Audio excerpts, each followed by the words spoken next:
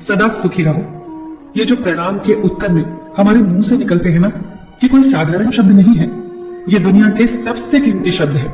आजकल हम इन बातों को महत्व देना बंद करते जा रहे हैं, पर यकीन मानिए, जो प्रणाम के जवाब के रूप में आशीर्वाद हमें मिलता है या हम किसी को देते हैं, वो 100% चमत्कारिक शब्द होते हैं, बेशकीमती शब्द होते हैं। एक बहुत प्यारी कथा कहने जा रही हूँ। महाभारत का युद्ध चल रहा था। एक दिन दुर्योधन की व्यंग से आहत होकर भीष्म पितामह यह घोषणा कर देते हैं कि मैं कल पांडवों का वध कर दूंगा। इस घोषणा का पता जैसे ही पांडवों को चलता है तो उनके शिविर में बेचैनी बढ़ जाती है।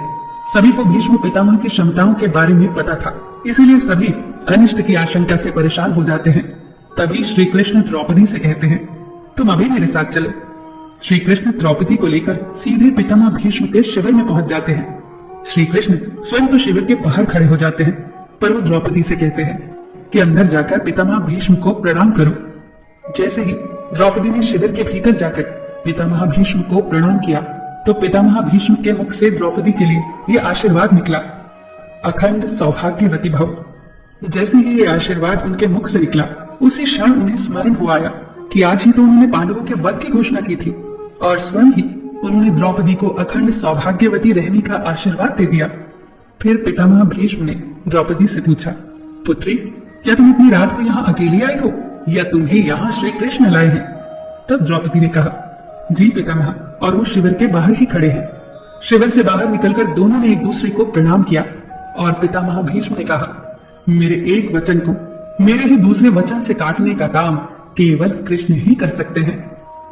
शिविर से वापस लौटते समय श्री कृष्ण ने द्रौपदी से कहा, तुम्हारे एक बार जाकर पितामह को प्रणाम करने से तुम्हारे पतियों को जीवन दान मिल गया है। अगर तुम प्रतिदिन भीष्म, धृतराष्ट्र, द्रोणाचार्य आदि को प्रणाम करती होती और दुर्योधन, दुशासन आदि की पत्नियां भी पांडवों को प्रणाम करती होती तो शायद इस युद्ध की नौबत ही न आती। जो हर घर में कलह कलेश का वातावरण रहता है, वो कहीं न कहीं इस बात के मूल से जुड़ा है कि हम संस्कार भूलते जा रहे हैं। हम जाने अनजाने अपने बड़ों की उपेक्षा करने लगे हैं।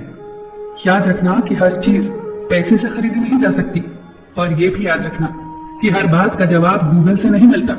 उसके लिए बुजुर्गों के पास भी बैठना पड़ता है। शरीर की खुराक के साथ साथ हमारी आत्मा को भी खुराक चाहिए, जो संस्कारों से हमें मिलती है। हम भूलते जा रहे हैं आशीर्वाद के महत्व को।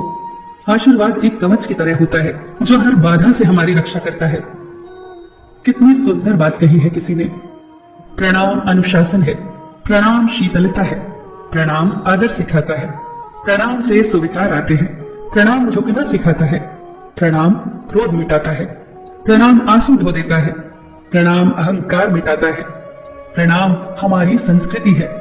आप सभी को मेरा सादर प्रणाम।